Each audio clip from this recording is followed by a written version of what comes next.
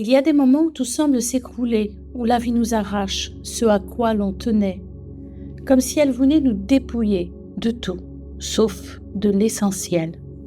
On appelle cela une épreuve. Moi, j'y ai vu une initiation. Le plan divin n'est pas un chemin qu'on choisit, c'est une direction que l'âme connaît et que le cœur finit toujours par reconnaître. J'ai longtemps résisté, j'ai crié, j'ai pleuré, j'ai douté, et pourtant, à travers chaque perte, chaque silence, quelque chose se dessinait en secret.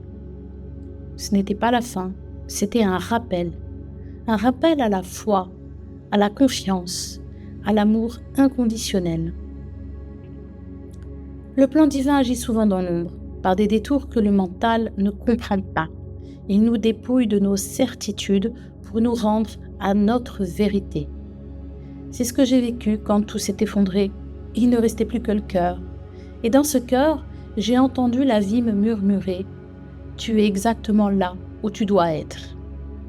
C'est à partir de là que tout a commencé, que j'ai compris que rien n'était contre moi, que tout, absolument tout, conspirait à mon éveil.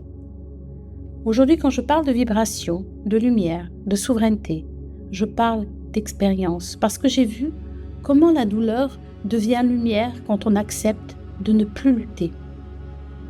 Le plan divin n'est pas une promesse de bonheur permanent, mais une invitation à vivre pleinement, même dans l'inconfort, même dans l'inconnu.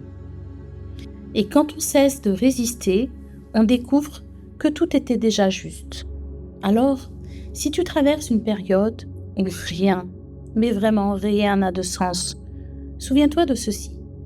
Ce que tu vis n'est pas une punition, c'est une préparation. Le plan divin ne se comprend pas avec la tête, il s'entend avec le cœur. Et quand tu choisis de lui faire confiance, chaque souffle devient un acte de foi, chaque instant devient sacré. À bientôt pour un prochain podcast.